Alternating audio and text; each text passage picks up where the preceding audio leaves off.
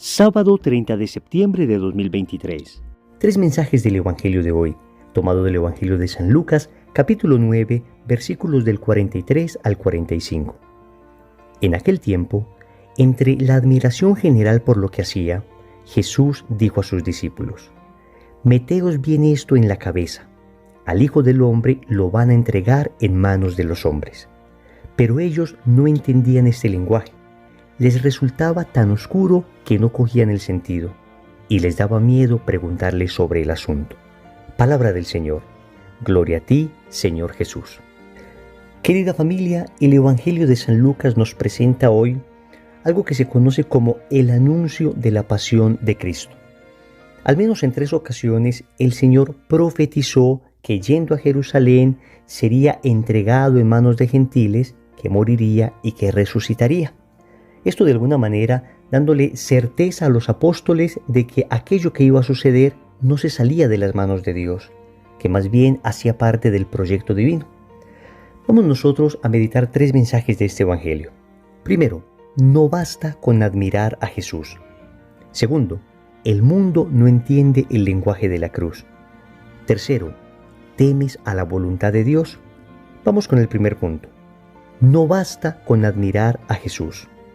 El Evangelio comienza diciendo que había una admiración general por lo que Jesús hacía. Efectivamente, Jesús con su palabra, con sus milagros, con su presencia, con su amor, con su bondad, con su misericordia, con todo lo que hacía, se generó una enorme admiración. Pero, amigos, muchos hombres en la historia han sido admirados. Tenemos personas que hicieron cosas significativas, a todo nivel. A nivel científico, a nivel social, a nivel político, incluso a nivel religioso, grandes personajes. La diferencia es que Jesús no es solo admirado, sino que Jesús es amado más allá de su muerte. Normalmente estos grandes personajes fueron amados en la época en que vivían. Murieron y de ahí en adelante simplemente fueron admirados. Sin embargo, Jesús trascendió la tumba. Y lo hizo porque efectivamente resucitó. Y Jesús no es solamente un personaje histórico que se quedó en el pasado, sino que Jesús está vivo hoy. La tumba está vacía.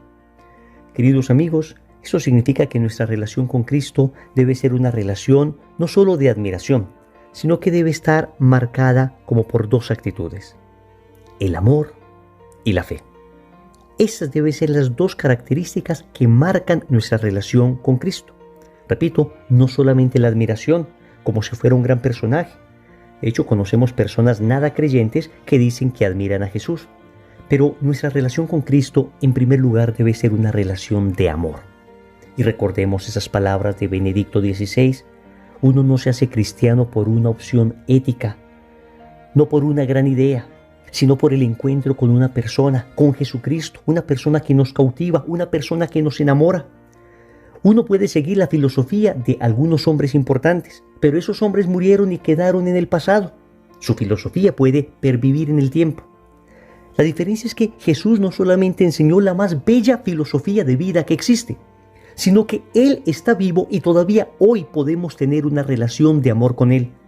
Y los que hemos experimentado un proceso de conversión sabemos que es así. Sabemos que su amor nos ha llenado, que su amor ha sanado nuestras heridas, que su amor ha limpiado un triste y doloroso pasado. Le amamos, pero además tenemos fe en Él, porque nosotros amamos personas, pero esas personas no necesariamente nos exigen que tengamos fe en ellas. Sin embargo, a este Jesús que amamos, Él nos dijo que si creemos en Dios también debemos creer en Él. Significa que creemos que sus palabras se cumplen. Creemos que resucitó. Creemos que todavía hoy hace milagros. Creemos que tiene poder para sanar. Creemos que tiene poder para ayudarnos en estas circunstancias. Creemos que es Señor de la historia y creemos que volverá a juzgar a vivos y muertos. De manera que no basta admirar a Jesús. Además hay que amarlo y tener fe en Él. Segundo, el mundo no entiende el lenguaje de la cruz. Jesús anuncia su pasión. Y sus apóstoles no entendían este lenguaje, dice el Evangelio.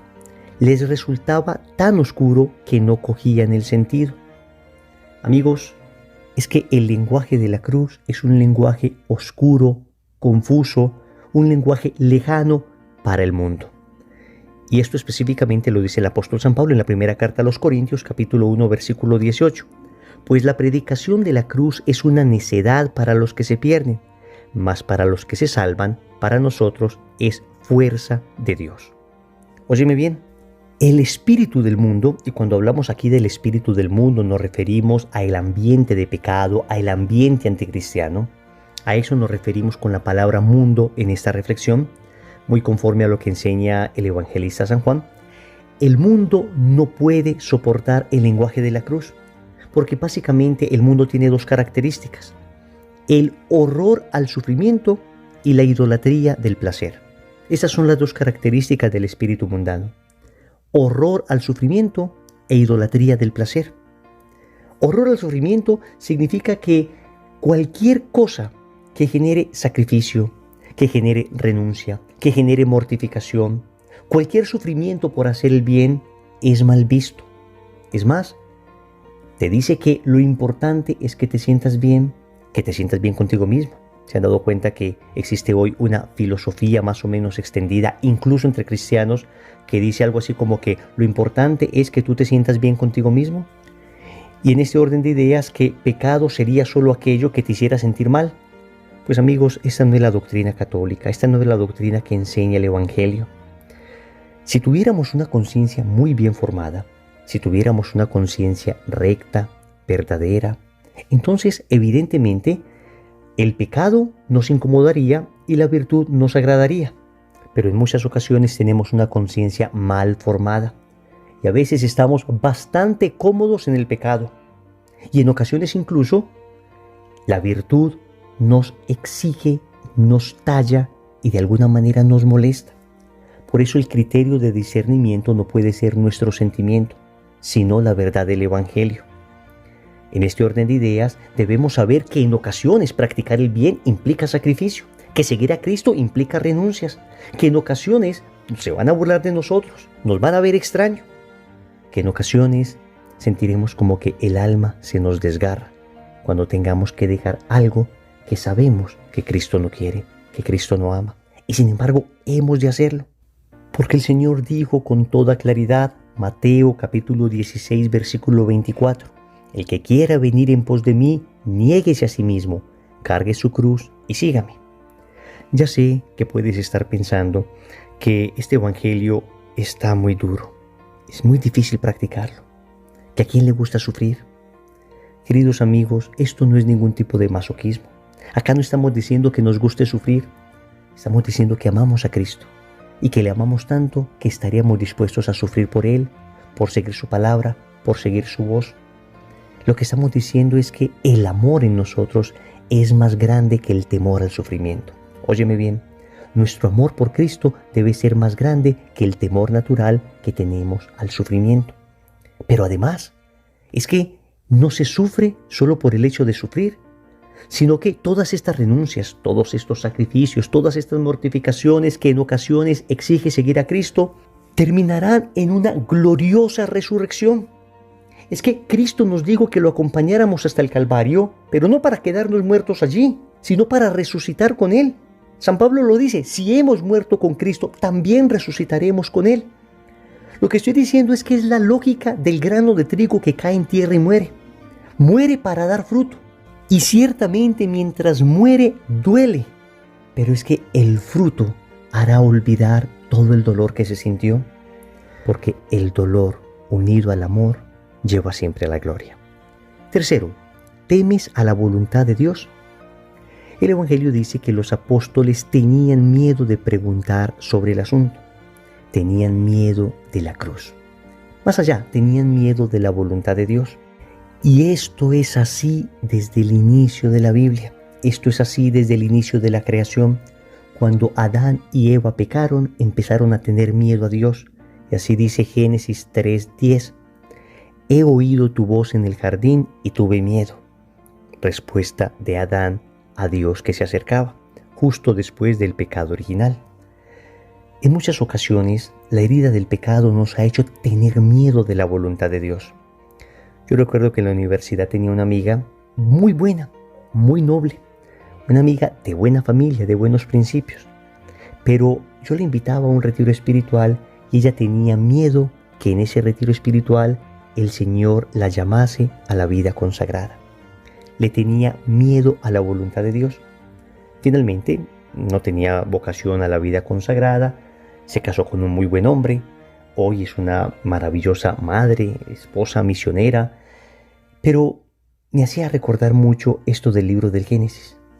¿Cómo le tenemos miedo a la voluntad de Dios si es que la voluntad de Dios es lo mejor que nos puede suceder? Si es que lo que Dios quiere para nosotros, por muy extraño que nos parezca y por muy lejos de los estándares del mundo que sea, siempre será para nuestro bien. Querida familia, hoy tenemos que pedirle al Señor que nos sane todo temor de hacer y seguir su voluntad. Por eso vamos a orar.